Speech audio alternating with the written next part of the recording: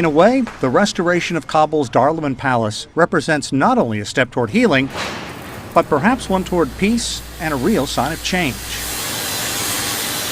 The working conditions here aren't ideal. The building has been a long-term wreck. The result of war is devastation, which turned Darulaman Palace, the best palace in the region, to a ruin. Rising out of a dusty patch of land in western Kabul, this long-time eyesore is being rebuilt, even as the country's future remains uncertain. Among those working to restore the luster, long since vanquished, is 23-year-old engineer Faresh Nouri. When you look around this room, what do you see? What really goes through your mind as all this construction kind of comes together? I think about the history. I think about what it used to be in the past and how it will be in the future. Darulaman looked like this when we visited 5 years ago. The structure was originally built back in the 1920s.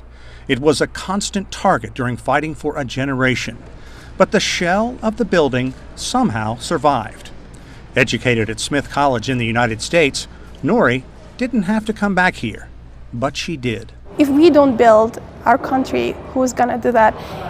And if we don't return to Afghanistan, we don't have the right to complain about the situation. We have to fix it. Nouri represents what many hope will be the new Afghanistan, educated and a working woman. In a country where men and women having tea in public is still taboo, Nouri pushes for change. But at the same time, delicate on-again, off-again peace negotiations are making headlines, with the Taliban taking a lead role. I definitely have my concerns because if they want to turn Afghanistan back to when they were in the Afghanistan, when they had the power, that's definitely a big step back for women. She is right to be worried. Former President Hamid Karzai is working to foster peace talks and to bring the Taliban to the table. What could you tell her about her future? We must also tell her that she should not be worried, that we will stand by her and that we will make sure that Afghanistan, that she envisages the Afghanistan that we will have. For now, it's enough to keep Nouri going. She's proud the work is 100% Afghan. But Afghanistan remains dangerous, a war zone, and international bids for reconstruction went through the roof.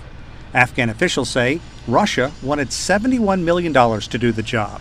Great Britain, more than $30 million.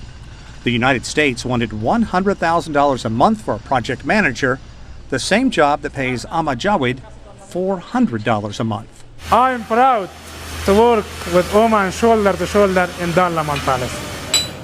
Despite all the problems, all the setbacks in Afghanistan, Nouri and others working on Darulaman keep a can-do attitude alive. I think you're not alive if you don't have hope.